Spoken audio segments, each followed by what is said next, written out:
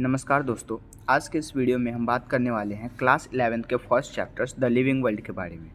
जैसा कि स्क्रीन पे आपको दिख रहा होगा, द लिविंग वर्ल्ड का शॉर्ट नोट्स है ये, जो कि मैं इस चैनल पे कवर करवाऊंगा। अगर आपको चाहिए होगा तो आप कमेंट में बताएंगे, ठीक है। बेसिकली आज के इस वीडियो में हम डिस्कस करने वाले हैं क्लास 11th के फर्स्ट चैप्टर्स लिविंग वर्ल्ड के एनसीईआरटी के बारे में।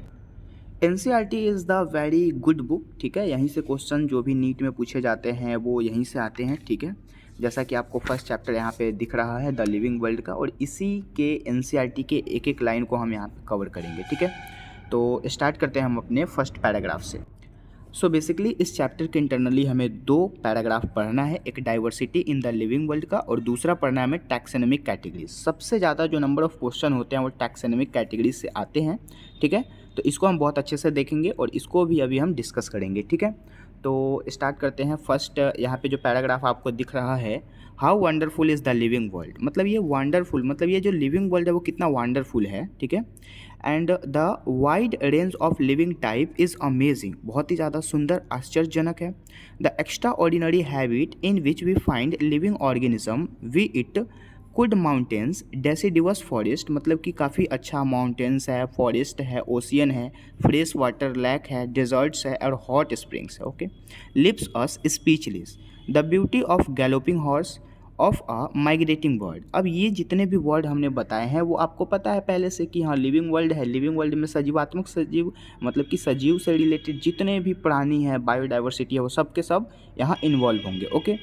उसके बाद फिर कहा गया द वैल्यू ऑफ फ्लावर और द अटैकिंग शार्क, मतलब अलग अलग टाइप के शार्क भी है, evokes away and deep sense of wonder the ecological conflict and cooperations among members of a populations and among populations of a community, or even the molecular traffic inside a cell make a deeply reflect on what is needed is life, ठीक है। मतलब कि life को किस चीज़ की ज़रूरत है उसकी यहाँ पे पूर्ति होती है, ठीक है। उसके बाद this question has two implicit question, दो टाइप के यहाँ पे क्वेश्चन उठते हैं, कैसे कैसे।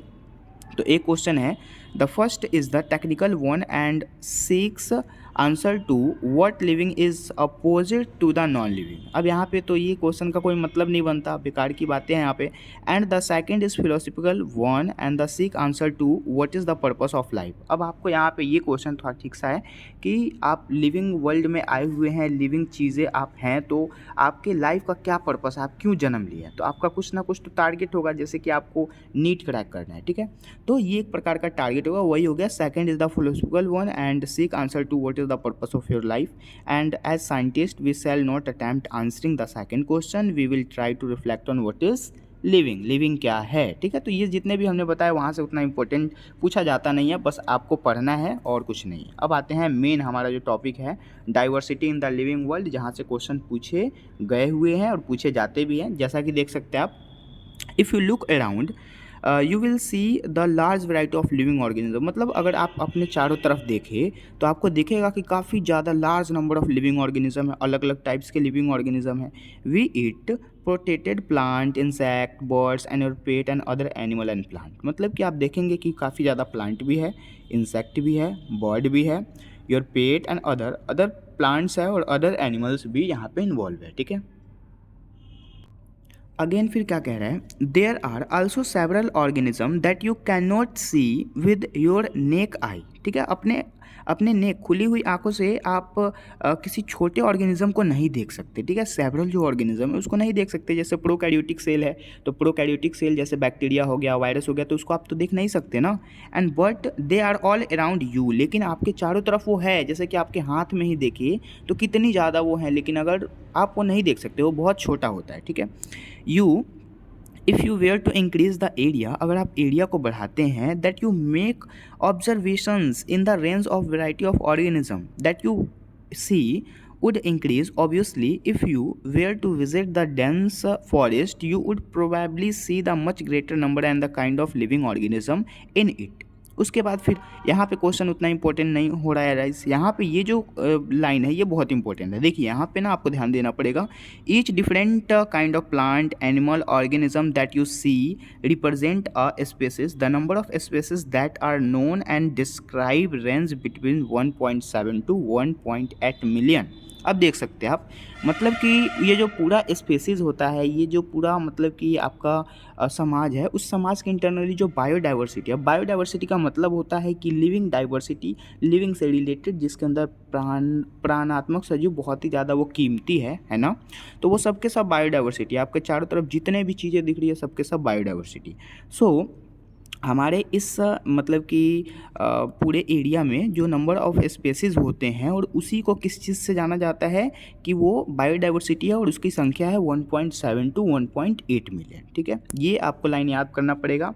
अगेन फिर है the refers is to biodiversity, जिसको हम बायोडाइवर्सिटी के नाम से जानते हैं, और द नंबर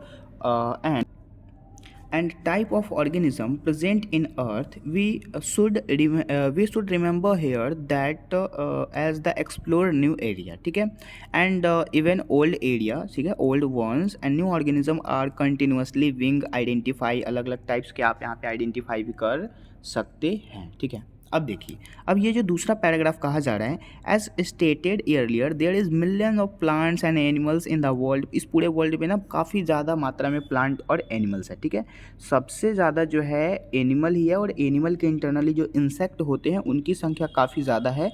लाइक प्रत्येक 10 मतलब कि एनिमल पे 7 जो है वो सिर्फ और सिर्फ इंसेक्ट हैं, बाकी 3 में ही कोई और है। ठीक है, और प्लांट तो है ही। ठीक है, तो यहाँ पे कहा गया कि there are million of plant and animal, मतलब कि जितने भी प्लांट और एनिमल है वो काफ़ी मिलियनों में है। ठीक है, उनकी संख्या काफ़ी ज़्यादा है। We know the plant and animal in our area, our own area, by their local name, मतलब कि वो लोकल नेम से कुछ और चीज़ से प्रसिद्ध होगा, है ना। And this name would we try to replace on the place and with, जैसे कि डॉग ही है, डॉग तो कहीं पे पप्पी बोलते हैं, कहीं पे कुत्ता बोलते हैं, कहीं पे अलग अलग नेम्स उसके होते हैं, लेकिन उसका एक साइंटिफिक नेम होना चाहिए।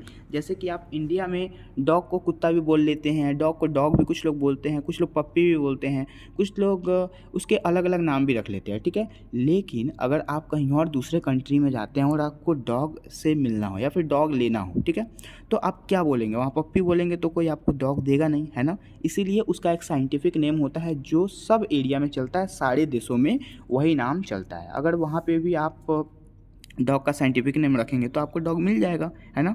तो यहाँ पे we know the plant and animal in our area by their local name, local name से प्रसिद्ध है।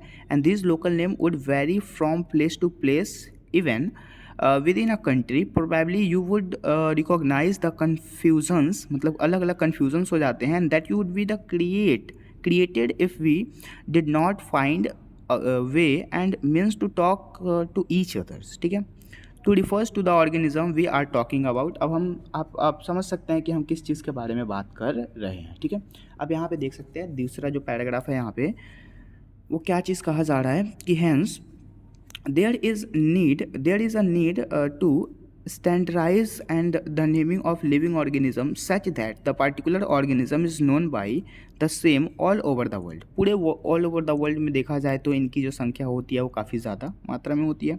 This is process is known as nomenclature, तो उसको नोमेनकल्चर के नाम से जाना जाता है। अब नोमेनकल्चर ना सिंपल सा वर्ड है, अगर आपको समझ नहीं आया तो मैं आपको एक बार और बताता हूँ। नोमेनकल्चर का मतलब होता है नेमिंग करना। ठीक है, जैसे कि अगर मैंगो का ही साइंटिफिक नेम देखें तो मैंगीफेरा इंडिका होता है, लेकिन हमारे यहाँ पे मैंगीफेरा इंडिका भी बोल सकते हैं, मैंगो भी बोल सकते हैं, आम भी बोल सकते हैं, आम्र भी बोला जाता है। ठीक है, तो अगर आप कहीं विदेश में जाते हैं, मान लेते हैं कि आप अमेरिका गए, तो अमेरिका में अगर हम आम बोलेंगे तो आपको मैंगो नहीं मिलने वाला है। ठीक है, वहाँ पे आपको ना मैंगीफेरा इंडिका के नाम से या फिर मैंगो के नाम से बोलना पड़ेगा। ठीक है, और कहीं कहीं इंग्लिश भी नहीं चलता है, नेटिव लैंग्वेज ही चलता है, तो वहाँ पे आपको मैंगो का साइंटिफिक नेम ही लेना पड़ेगा। ठीक है, तो ऐसा करके कंडीशन होता है, इसलिए यहाँ पे scientific name is very must, very important. ठीक है, तो इसी को बोला जाता है naming, nomenclature. And obviously nomenclature और naming is only possible when the organism is described correctly, मतलब कि अब ऑर्गेनिज्म और उसका नेमिंग तभी पॉसिबल है जब ये पता चल जाए कि हाँ ये ऑर्गेनिज्म बहुत ही अच्छे से वो सबको पता हो कि हाँ कुत्ता है तो ये कुत्ता ही है। ऐसा नहीं कि अब सियार का नाम हमने किसी और चीज़ का नाम रख दिया कुत्ता। ठीक है, तो ऐसा नहीं हो सकता। ओके, आप देख सकते हैं अब आगे। उसके बाद फिर क्या है, we know what organism is naming to attach, this is the identification. तो उस प्रोसेस को हम आइडेंटिफिकेशन बोलेंगे, क्योंकि वहाँ पे आइडेंटिफाई करना है कि हाँ ये डॉग ही है या फिर कैट है। ठीक है। So this is known as identification and in order to facilitate the study and number of scientists have established producers to assign a scientific name to each other each known organisms, ठीक है। and this is acceptable to the biologist all over the world, पूरे all over the world में देखा जाए तो। for examples for plants scientist name are based on agreed principles and criteria which are provided in International Code for Botanical Nomenclature ICBN। ICBN का full form आपको बहुत अच्छे से देखना है, काफ़ी ज़्यादा बार पूछा जाता है और बहुत ही ज़्यादा इंपॉर्टेंट ये वर्ड है, ठीक है। ICBN का फुल फॉर्म एक बार और आप देखेंगे यहाँ पे, international code for botanical nomenclature. You may ask how to animal name, अब आप ये भी पूछ सकते हैं कि एनिमल का नेम हम कैसे दें, है ना। एंड फिर है animal taxonomic have evolve international code for zoological nomenclature. जैसे हमने तो पहले बोला कि बोटैनिकल नोमेनकल्चर मतलब ICBN international code for botanical nomenclature, मतलब इसमें सिर्फ प्लांट के नेमिंग को हम देंगे, ठीक है। जैसे कि अब मैंगो है तो मैंगो का हमने मैंगीफेरा इंडिका रख दिया, तो इसमें हमने नोमेनकल्चर कर लिया उस चीज़ का, मतलब कि ICBN बोटनी से रिलेटेड। उसके बाद अब आता है यहाँ पे ICZN इंटरनेशनल कोड ऑफ, दोनों में अंतर है, यहाँ 4 है यहाँ ऑफ है, ठीक है। तो international code of zoological nomenclature ICZN, जिसमें हम एनिमल के नेम को नोमेनकल्चर करते हैं, ठीक है। आते हैं नेक्स्ट टॉपिक। नेक्स्ट हमारा है the scientist name ensure that each organism has only one name. Descriptions of any organism should enable to people in any part of the world to arrive at the same name, ठीक है। and they are ensure that such a name has not been used for any other non organisms. Biologist, अब next paragraph पे आते हैं। जो भी हमारा important है वो मैं 2 से 3 बार रिपीट कर रहा हूँ, आपको पता चल रहा होगा, ठीक है। बेसिकली ये जितने भी बात लिखे हुए हैं उन सबको मैंने एक शॉर्ट बना रखा है जो कि मैं आपको पढ़ के बताऊँगा, ठीक है। अब यहाँ पे देखिए, biologists follow universally accepted principle to provide scientist name and known organisms. Each name has 2 component, the generic name and specific epithet। अब देखिए, जैसे कि जेनेरिक नेम कहने का मतलब जितने भी नाम अगर आप दे रहे हैं, जैसे कि मैंगो का ही मैंगीफेरा इंडिका आपको पता है, यहाँ लिखा हुआ है मैंगीफेरा इंडिका। अब ये जो मैंगीफेरा होगा वो क्या होगा, जेनेरिक नेम होगा, और इंडिका जो होगा वो स्पेसिफिक नेम होगा, वही चीज़ लिखा हुआ है। ईच नेम हैज़ 2 कंपोनेंट, प्रत्येक नेम आप अगर आप दे रहे हैं तो उसमें 2 कंपोनेंट होंगे। कौन कौन से कंपोनेंट होंगे, तो एक हो जाएगा हमारा जेनेरिक नेम, दूसरा होगा स्पेसिफिक नेम, ठीक है। अब आइए, the system of providing a name with 2 component is called binomial nomenclature. और इसीलिए इस चीज़ को कहा जाता है बाइनोमियल, मतलब कि 2 नाम है और नोमेनकल्चर कर दिया गया, मतलब नाम दे दिया गया, ठीक है। समझ में आया, 2 नाम दिया गया और नोमेनकल्चर किया गया। This naming system given by Carolus Linnaeus, और इसी सिस्टम को किसने दिया था, कैरोलस लीनियस साहब ने दिया था, जो कि एक बहुत ही अच्छे व्यक्ति हैं। आ रहा है समझ। अगेन आते हैं आगे, this naming system is known as, मतलब कि given by the Carolus Linnaeus being acceptably biologist all over the world, मतलब पूरे ऑल ओवर वर्ल्ड में ये फेमस होगा और ये सबको मानना पड़ेगा, ठीक है। उसके बाद फिर आगे क्या कहा जा रहा है, this naming system using a 2 word. अब इस नेमिंग सिस्टम के इंटरनली 2 वर्ड आए, format was found convent. Let us take 2 example of mango. अब मैंगो के एग्जाम्पल्स लिए गए हैं, ठीक है। अब इसमें क्या बताया गया, to understand the way to providing scientific name better, the scientific name of mango is written as Mangifera indica, ठीक है। उसके बाद let us see how it is the binomial name। अब आप देख सकते हैं कि कैसे बाइनोमियल नेम में लिखा हुआ है। तो इन दिस नेम, इस नेम में Mangifera represent the genus, Mangifera को किस चीज़ से रिप्रेजेंट करेंगे, जीनस से रिप्रेजेंट करेंगे, और इंडिका को किस चीज़ से रिप्रेजेंट करेंगे, स्पेसिस से रिप्रेजेंट करेंगे। ये जो बातें लिखी हुई है ये काफ़ी ज़्यादा कंसेप्चुअली इंपॉर्टेंट है और यहीं से प्रत्येक ईयर क्वेश्चन नीट में आते हैं, तो आपको इसको बहुत ही अच्छे से ध्यान देना पड़ेगा, ठीक है। अब आते हैं आगे के रूल्स की तरफ। अब यहाँ पे लिखा हुआ है और अ स्पेसिफिक एपिथेट, और इसी को स्पेसिफिक एपिथेट के नाम से भी जाना जाता है, ठीक है। जैसे कि जीनस को जेनेरिक नेम से जान रहे हैं, उसी प्रकार स्पेसिस को स्पेसिफिक एपिथेट के भी नाम से जानते हैं, ठीक है। Other universal rule of nomenclature are as follow. अब नेमिंग का कुछ तो रूल होना चाहिए, है ना। इतने बड़े आदमी ने, कैरोलस लीनियस साहब ने इस चीज़ को दिया है, तो कुछ तो रूल होना चाहिए ना। तो ये रूल आपको यहाँ पे दिख रहा है। Biological name are generally in the Latin and written in the italics. Biological name जो होता है वो जनरली लैटिन वर्ड में होता है और उसको लिखा जाता है इटैलिक्स वर्ड में। समझ में आया? उसके बाद दे आर लैटिनाइज्ड और driven from the Latin irreversible of the origin. आपको ये ऊपर वाला पॉइंट इंपॉर्टेंट था। नीचे देखिए, the first word is the in the biological name, जो फर्स्ट वर्ड था वो बायोलॉजिकल नेम है, ठीक है। आगे आपको मैं दिखाऊंगा एक चार्ट के फॉर्म में, उसको भी आपको याद करने पड़ेगा, वो इंपॉर्टेंट है बहुत ज़्यादा, ठीक है। So the first word in the biological name represent the genus, genus के नाम से जाना जाता है, एंड वाइल जबकि the second component denote the specific epithet. अब एग्जाम्पल पे आते हैं, जैसे कि मैंगीफेरा इंडिका भी हमने देखा, तो मैंगीफेरा जो वर्ड है ये बायोलॉजिकल नेम है, ठीक है, और ये जो इंडिका नेम है ये क्या है, ये एक प्रकार का लैटिन नेम है, मतलब कि यहाँ पे बायोलॉजिकल नेम और इसी को सेपरेटली मतलब कहा जा रहा है स्पेसिफिक एपिथेट, ठीक है, जो सेकंड हो गया। Both the word in the biological name, दोनों वर्ड जो है वो बायोलॉजिकल नेम में है। When hand written are separately underline, जब आप हैंड रिटन फॉर्म में उसको लिखेंगे तो सेपरेटली अंडरलाइन करना पड़ेगा, अब प्रिंटेड में अगर निकाले तो इटैलिक्स में निकलेगा, to indicate their Latin origin, अपने लैटिन ओरिजिन में, ठीक है। आते हैं नेक्स्ट इसके पैराग्राफ पे। अगेन इसका एक और रूल है, वो रूल क्या कहा जा रहा है, the first word denoting the genus. अब पहला वर्ड जो होता है उसको जीनस से डिनोट किया जाता है and start with the capital letter, जो कि कैपिटल लेटर से स्टार्ट होता है। आप पहले देखे भी होंगे, है ना, एग्जाम्पल में कैपिटल लेटर से स्टार्ट था।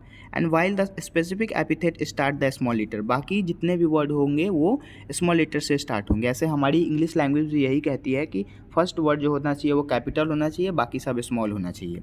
It can be influenced with the example of Mangifera indica, इसमें एम जो देख रहे हैं आप वो एक प्रकार का कैपिटल है, ठीक है, आप कैपिटल देख सकते हैं, बाकी सारा का सारा स्मॉल लेटर में लिखा हुआ है। तो काफ़ी ज़्यादा इंपॉर्टेंट ये चारों का चारों पॉइंट था जहाँ से क्वेश्चन पूछने की संभावना थी। ICVN याद कर लीजिएगा, ICJN याद कर लीजिएगा, काफ़ी इंपॉर्टेंट है। अब आते हैं नेक्स्ट पैराग्राफ पे। नेक्स्ट हमारा पैराग्राफ क्या कहा जा रहा है, name the author appears after the specific epithet that is and at the end of the biological name and is written in the observated from the Mangifera indica Linn. अब जैसे साइंटिस्ट के name पे अगर आपको मन हो रखने का तो मैंगीफेरा इंडिका अलीनियस से लीन कर देंगे, ठीक है, ये यहाँ से भी क्वेश्चन पूछे जाते हैं, ठीक है। अब देख सकते हैं आगे, it indicate that this specific was the first describe Linnaeus, ठीक है, लीनियस, इसीलिए उसको लीनियस के नाम से रख दिया गया। Since it is nearly impossible to study all over the organism, it is necessary to drive and make the possible, this process is known as classification. तो उसको क्लासिफिकेशंस बोलेंगे, मतलब उसको बंटवारा कर दिया गया। Again classification is the process by which anything is grouped into convenient categories based on the same easily observable characteristics, ठीक है, characters. For example, we easily recognize groups such as plant and animal और dog, cat, insect, etc. ठीक है। Again आते हैं आगे, the moment of use any these terms and we associated certain characters with the organisms in their that group and what image you will see when you think a dog. Dog के विषय में आपके mind में क्या, दिमाग में कौन सा फोटो आता है कि हाँ भाई ये डॉग हो सकता है, ठीक है, मतलब कि आपके माइंड में आ जाता होगा ऐसा photo. Again obviously each one of us will you see the dog and not a cat, मतलब कि अगर आप डॉग के बारे में अगर आप सोच रहे हैं तो डॉग ही माइंड में आएगा, ना कि कैट आएगा, ठीक है। Now if you were think Alsatians, we know what is the thing about. Similarly, suppose and the mammals what with the course and think of animals with external ear, मतलब कि बाहरी कान होंगे उसके, their head body hairs होंगे, है ना, body के ऊपर ऊपर हेयर्स होंगे, जो भी जितने भी मतलब कि आपको एनिमल्स दिख रहे हैं ना, सबके बॉडी पे हेयर्स होते हैं उनके सेल मेम्ब्रेन की सुरक्षा के लिए, ठीक है। आते हैं नेक्स्ट आगे, ठीक है। अब यहाँ पे है plant if we try to talk wheat, अगर आप वीट को टॉक करते हैं उसके बारे में तो picture in each our mind will be wheat plant not a rice plant. अगर आप प्लांट के बारे में प्लांट के इंटरनली अगर आप बीट के बारे में सोचते हैं तो आपके माइंड में भी बीट का ही मतलब कि फ़ोटो बनता है, ना कि वहाँ पे आप राइस का प्लांट का क्या बनाते हैं, फ़ोटो बनाते हैं। तो माइंड में आपके पहले से बैठा हुआ कि हाँ यही जो है ये राइस है, ठीक है, और ये फ़ोटो जो है वो वीट का है, ठीक है। अगेन आते हैं नेक्स्ट आगे, अब यहाँ पे क्या कहा जा रहा है, राइस और any other plant, hence this dogs cat mammals wheat rice plant animals etc are the convenient categories we use study organism scientific form of the taxa. ये सब उतने इंपॉर्टेंट है नहीं। टैक्सोनॉमी जो होता है वो थोड़ा इंपॉर्टेंट है, जहाँ से हम अब पढ़ने वाले हैं। जैसे कि अब यहाँ पे पैराग्राफ देखिए, hence characterisations, identifications, classifications and nomenclature. ठीक है, मतलब कि मॉडर्न टैक्सोनॉमिक जो होते हैं वो 4 होते हैं। मॉडर्न टैक्सोनॉमिक जो होते हैं वो 4 होते हैं, एक कैरेक्टराइजेशंस, दूसरा आइडेंटिफिकेशन, तीसरा क्लासिफिकेशंस, चौथा नोमेनकल्चर। ठीक है, ये वाला इंपॉर्टेंट एक लाइन है। And are as the processes that are basic to taxonomy. Okay, again this is our next paragraph. अब इस पैराग्राफ से भी क्वेश्चन उतने नहीं आते हैं। ठीक है, बेसिकली ये सब जो पैराग्राफ है वो पढ़ने लायक है। जैसे कि यहाँ पे कहा जा रहा है taxonomy is not something new, taxonomy जो है उसमें कोई नया नहीं है। And human being have always been interested in the knowing more and more about the various kind of organisms, particularly with reference to their own use. In earlier days, human beings needed to find source for their basic needs of the food, cloth and shelter. Hence the earlier classifications, ठीक है, earliest classifications were based on the use of various organisms. ठीक है, now we will move on next paragraph. Human beings were since long not only interested in the knowing more about different kind of organisms and their diversity, but also the relationship among them. This branches of study was referred to as systematics. अब देखिए यहाँ पे ना जितने भी काम होते हैं, जितने भी वर्क होता है वो एक सिस्टम के अनुसार होते हैं, एक सिस्टम वे में चलते हैं। ठीक है, इसीलिए इसको सिस्टमैटिक वर्ड दिया गया। And the word systematic is driven from the Latin, और इसको लैटिन वर्ड में लिया गया है वर्ड सिस्टेमा से, एंड विच मीन्स, जिसका मतलब होता है सिस्टमैटिक अरेंजमेंट ऑफ ऑर्गेनिज्म, मतलब उस ऑर्गेनिज्म का सिस्टमैटिक अरेंजमेंट होना चाहिए। अगेन फिर लीनियस यूज्ड सिस्टेमा नेचर। अब लीनियस ने एक सिस्टेमा नेचर नाम की बुक लिखी थी। ठीक है, as the title of his publications, और उन्हें पब्लिकेशंस किया था तो सिस्टेमा नेचर रखा था। And the scope of systematic was later earlier and include identifications, nomenclature and classifications. Systematic take into account evolutionary relationship between organisms. आते हैं अपने मेन टॉपिक टैक्सोनॉमी पे, जिसका हमें बेसब्री से इंतजार था उस टाइम से। ठीक है, जहाँ से क्वेश्चन पढ़ते कि यार फिक्सअप है, आएंगे ही आएंगे। ठीक है, जैसा कि ये जो टैक्सोनॉमिक कैटेगरीज आपको यहाँ पे दिख रहा है ना, टैक्सोनॉमिक कैटेगरीज। अब इसमें क्वेश्चन कहाँ से पूछा जाता है, जैसे कि आप देख सकते हैं classifications is not a single step. Classification कोई सिंगल स्टेप नहीं है। ठीक है, सिंगल स्टेप प्रोसेस नहीं है। ठीक है, इसके इंटरनली बहुत सारे वर्क होते हैं। जैसे इसके इंटरनली मैं अगर आपको वर्क बताऊं तो देखिए, classification is not a single step process but involve hierarchy of the step in which each step represent the rank of categories since the category is a part of overall taxonomic arrangement. मतलब कि आप समझ सकते हैं कि इसके internally एक arrangement होता है, जिसको अभी हमने बताया सिस्टम से, सिस्टम के अनुसार वो अरेंजमेंट हो जाता है, जिसको सिस्टेमा नेचुरी नाम का उन्होंने पब्लिकेशंस टाइटल रखा था। ठीक है, कौन, लीनियस साहब ने। अब देखिए, अब इसमें बताया गया all over taxonomic arrangement it is called taxonomic categories, और इसी को टैक्सोनॉमिक कैटेगरीज के नाम से जाना जाता है। मतलब कि इसके इंटरनली जितने भी, जैसे कि आपके समाज में कितने, मतलब कि जैसे स्पेसीज है, जीनस है, फैमिली है, ऑर्डर है, प्लांट किंगडम है, फाइलम है, तो उन सबको एक सिस्टम के अनुसार सजा देंगे और वही टैक्सोनॉमिक कैटेगरीज कहलाएगा। ठीक है, and all categories together constitute the taxonomic hierarchy, और उसी को कंस्टिट्यूएंटली हम टैक्सोनॉमिक हायरार्की के नाम से जानेंगे।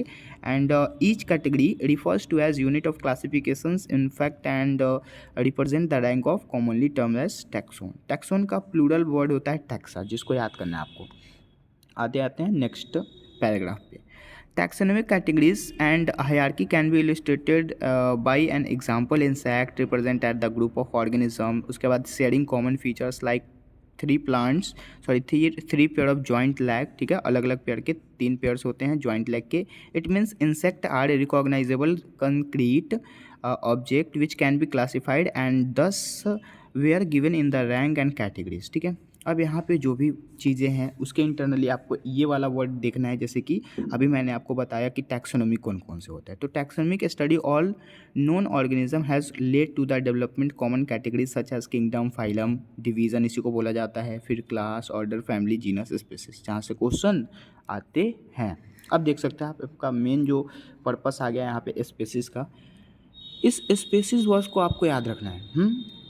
स्पीसीज जो होता है, अब इसमें taxonomic studies considered a group of individuals with fundamental similarities species, ठीक है। फंडामेंटल सिमिलैरिटीज स्पेसिस में आप कौन कौन से आएंगे, तो आप देख सकते हैं one should be able two distinct one spaces from the other closely related species. अलग अलग क्लोजली रिलेटेड स्पेसिस को एक साथ ले लेंगे based on the distinct morphological differences and latest considered Magnifera indica, Solanum tuberosum, जिसको पोटैटो का ये साइंटिफिक नेम है सोलेनम टुबरेसम, लायन का साइंटिफिक नेम पैंथेरा लियो है। ऑल द थ्री नेम, जितने भी नाम दिए गए हैं उसमें 3 नाम आपको बता दिया गया, एक मैग्नीफेरा इंडिका, उसका Solanum tuberosum, Panthera leo. All the three name, all मतलब कि तीनों का तीनों नेम, इंडिकेट जैसे इंडिका ट्यूबरोसम एंड लियो, मतलब कि ये इंडिका, यहाँ पे इंडिका, उसके बाद यहाँ पे ये ट्यूबरोसम और ये लियो, तीनों का तीनों जो वर्ड है रिप्रेजेंट द स्पेसिफिक एपिथेट। ये सब के सब स्पेसीज हैं। समझ में आया? मतलब कि जैसे कि अगर आप जैसे मैंगीफेरा इंडिका लिखे तो मैंगीफेरा जो होगा वो जीनस होगा, जो कि हमने पहले ही पढ़ा है। इंडिका जो होगा वो क्या होगा, स्पेसीज होगा, स्पेसिफिक एपिथेट जिसको बोला जाता है। तो वही चीज़ यहाँ पे बता दिया गया, all three name are okay. उसके बाद फिर कहा गया है while the first word of Mangifera Solanum and Panthero, Mangifera Solanum and Panthero, ये तीनों का तीनों नाम जो है वो क्या है, जीनस है, एक जेनेरा है okay, and represent another higher level of taxon and each one of the. अब इसके एग्जांपल आप यहाँ पे याद कर सकते हैं, Panthera has the another specific epithet called tigris, Solanum include and which is the nigrum. ये सब हम आगे पढ़ेंगे okay. Again this is the next taxonomic categories genus, जिसके बारे में आपको पढ़ना है। जैसे कि जीनस से क्वेश्चन कहाँ से आते हैं, तो जीनस का मतलब होता है genus comprises the group of related species, अलग अलग रिलेटेड स्पेसिस को हम एक साथ ले लेते हैं, उसको जीनस बोला जाता है, ठीक है। And while has more characteristics in common in the comparisons to species of other genera, we can say that genera are aggregate and closely related species. For example, potato and brinjals are two different species but both belong to the genus Solanum and Leo, leopards, tigris, ये सब जो word है ना ये सब के सब genus है, ठीक है। आगे आते हैं फैमिली पे। फैमिली में क्या होता है, क्लोजली रिलेटेड, मतलब कि the next categories of family has group of related genera, अलग अलग जेनरा को हम एक साथ ले लेते हैं तो उसको फैमिली के नाम से जाना जाता है। इसके कुछ एग्जांपल्स है, जैसे कि आप इसमें देख सकते हैं सोलेनेसियाई, सोलेनेसियाई के इंटरनली काफ़ी ज़्यादा, जैसे पिटोनिया, धतूरा, ये सब इसके इंटरनली आता है। तो काफ़ी मतलब कि अलग अलग जीनस को हम एक साथ ले लिए तो ये सोलेनम कहलाएगा, सोलेनेसियाई। सोलेनेसियाई एक प्रकार की फैमिली हो गई। फैमिली का पहचान करने का एक ही तरीका होता है, लास्ट में CEAE होता है, ठीक है। अगेन इसके और भी एग्जांपल, जैसे फेलिस, कैट का फेलिस हो गया, जीनस हो गया, है ना। तो फैलिडेई, तो फैलिडेई एक प्रकार की फैमिली हो गई। अगेन आते हैं ऑर्डर पे। ऑर्डर में क्या होता है, you have been seen earlier that categories like species, genus and family, तीनों को एक साथ जब ले लेंगे तो इसको ऑर्डर बोलेंगे। अब ऑर्डर के इंटरनली एग्जांपल्स कौन से होंगे, तो इसके इंटरनली जैसे कॉन्वोलेसियाई एक प्रकार की फैमिली है, सोलेनेसियाई फैमिली है, इन सबको एक साथ हम ले लेंगे तो ये कहलाएगी ऑर्डर, ठीक है। उसके बाद आते हैं क्लास पे। अब इस क्लास से कैसे question, so this categories include the related order, अलग अलग ऑर्डर को हम एक साथ ले लेते हैं तो उसको क्लास बोलते हैं। फॉर एग्जांपल जैसे कि ऑर्डर प्राइमेटा ले लिए हमने, है ना, जिसका इंटरली मॉन्की, गोरिल्ला, गिवन आता है। तो ये सब का सब एक साथ मिल गया प्राइमेटा ऑर्डर में, और बहुत सारे जब ऑर्डर को हमने ले लिया तो वो कहलाएगा क्लास। समझ में आया? जैसे कि tiger, cat, dog class mammalia के अंतर्गत आता है, तो इस वाले ऑर्डर को और इस वाले मतलब कि मैमेलिया क्लास के अंतर्गत आता है। तो ये जो क्लास हो गया, अब इसके इंटरनली बहुत सारे स्पेसीज है जो एक प्रकार के ऑर्डर में इंक्लूड होगा, ठीक है। अगेन आता है फाइलम पे। अब ये जो फाइलम है इसमें क्या बताया गया, class comprising animals like fish, amphibia, reptile, bird along with animals constitute the next higher level of the phylum, ठीक है। मतलब कि अलग अलग ये, अब ये जो है ना ये फाइलम, ये हायर लेवल का हो गया, काफ़ी ज़्यादा हायर लेवल के, इसमें बहुत सारे फैमिली को एक साथ इंक्लूड किया जाता है, ठीक है। And this is the last page of our this chapter, ठीक है। अब इसमें कहा गया किंगडम के बारे में। अब इस किंगडम के बारे में आप यहाँ पे देख सकते हैं, जैसे किंगडम को हम यहाँ नहीं पढ़ेंगे, ये वाला जो वर्ड है इसके इंटरनली आप देख सकते हैं, all animal belonging to various phyla and are aggressive to the higher categories like kingdom, ठीक है। अलग अलग टाइप्स के हायर कैटेगरीज इसके इंटरनली आ जाता है। ये जो वर्ड है ना, ये जो आपको यहाँ पे स्क्रीन पे दिख रहा है, ये काफ़ी ज़्यादा इंपॉर्टेंट है, जहाँ से क्वेश्चन पूछे जाते हैं। जैसे कि यहाँ लिखा हुआ है taxonomic categories showing hierarchy arrangement in the ascending order. Ascending order में आपको यहाँ पे सजाया गया, जिसको आपको याद करना पड़ेगा। जैसे कि सबसे पहले स्पेसिस, फिर जीनस, फिर फैमिली, फिर ऑर्डर, क्लास, फाइलम, किंगडम, ठीक है। तो सबसे छोटा होता है स्पेसिस, जो कि अभी हमने पढ़ा। स्पेसिस बहुत सारे मिलते हैं तो जीनस बनता है, बहुत सारे जीनस मिलेंगे तो फैमिली बनेगी, बहुत सारी फैमिली से ऑर्डर बनेगा, ऑर्डर से क्लास बनेंगे, क्लास से फाइलम बनेगा, और जब बहुत सारे फाइलम मिल जाएंगे, ठीक है, जैसे कि फाइलम पोरफेरा, फाइलम अलग अलग फाइलम मिल जाएंगे तो वो किंगडम का निर्माण करेगा। ठीक है, ठीक है। अब आते हैं एक और चार्ट है जो कि आपके लिए काफ़ी ज़्यादा वरदान साबित होता है, पूछा जाता है ना। मतलब कि आप देख सकते हैं कि नीट 2023 में, 22 में, 21 में, 20 में, 24 में भी आया हुआ क्वेश्चन सब है। ठीक है, जैसे कि मैन है, आदमी है, तो आदमी का बायोलॉजिकल नेम होमोसेपियंस, इसका जीनस होमो हो जाएगा, ये पहला वाला होमो। हमने पहले ही बताया कि जीनस जो होता है पहला वाला होता है, ये स्पेसीज होता है। ठीक है, तो बायोलॉजिकल नेम इसका होमोसेपियंस, जिसमें होमो हो गया जीनस नेम। उसके बाद फैमिली इसका होमोनिडी, लास्ट में DAE लगा हुआ है। उसके बाद ऑर्डर में इसका Primata, class Mammalia, phylum Chordata. फिर हाउस फ्लाई, हाउस फ्लाई मतलब कि घरेलू मक्खी। अब घरेलू मधुमक्खी जो होती है वो मस्का डोमेस्टिका इसका बायोलॉजिकल नेम होता है, मस्का इसका जीनस हो गया। तो मस्का, अब जीनस नेम तो बहुत ही कॉमन है ना, जैसे कि आपको अगर इसका साइंटिफिक नेम पता है और इसका फर्स्ट वर्ड जीनस हो जाएगा। ठीक है, फैमिली पे आते हैं, फैमिली इसका म्यूसिडेई हो जाएगा, order Diptera, class insecta, arthropoda. उसके बाद मैंगो। अब मैंगो में आप देखेंगे कि बायोलॉजिकल नेम इसका मैंगीफेरा इंडिका है, मैंगीफेरा क्या हो जाएगा, जीनस हो जाएगा। फैमिली एनाकार्डियई, एनाकार्डिसियई, ठीक है, लास्ट में CEA लग गया। उसके बाद ऑर्डर में सैपिंडल्स हो गया, क्लास में डिक्टियोटा हो गया, और फाइलम में एंजियोस्पर्मी हो गया। फिर आता है वीट, जिसको गेहूँ बोला जाता है हिंदी में। वीट का साइंटिफिक नेम होता है ट्राइटिकम एस्टिवम। ट्राइटिकम क्या हो गया, जीनस हो गया। फैमिली इसकी पोएसेई, ऑर्डर इसका पोएल्स, क्लास इसका मोनोकोटिलेडनी, और फैमिली इसका फाइलम इसका एंजियोस्पर्मी। ठीक है, तो ये जितने भी मैंने बताए यहाँ से आपके नीट 2024 में एक क्वेश्चन फिक्स है, गारंटेड है। आप इसको याद कर लीजिए, स्क्रीनशॉट ले लीजिए, बार बार इसको देखते रहिए। ठीक है, अब बाकी मैंने आपको ये जो हायरार्की बताया, यहाँ से भी क्वेश्चन पूछा जाता है तो इसका भी आप स्क्रीनशॉट ले लीजिए। और इसके पहले मैंने आपको जो टैक्सोनॉमिक कैटेगरीज के पहले जो मैंने आपको ICBN और ICGLN बताया था, इसको भी आप याद कर लेंगे। और यहाँ पे ये जो आपको 4 वर्ड आपको बताया गया था, 4 रूल बताए गए थे, इसको भी आप याद कर लेंगे। ठीक है, तो बारी बारी से हमने सारे मतलब कि NCERT के लाइन को कवर कर लिया है ना। आई होप आपको यहाँ से क्लियरलिफिकेशंस यहाँ पे मिला होगा। ठीक है, तो मिलते हैं फिर ऐसे ही वीडियोस के साथ, बहुत ही अच्छे से एक्सप्लेनेशंस के साथ, नेक्स्ट चैप्टर के साथ। ठीक है, तब तक के लिए बहुत बहुत थैंक यू।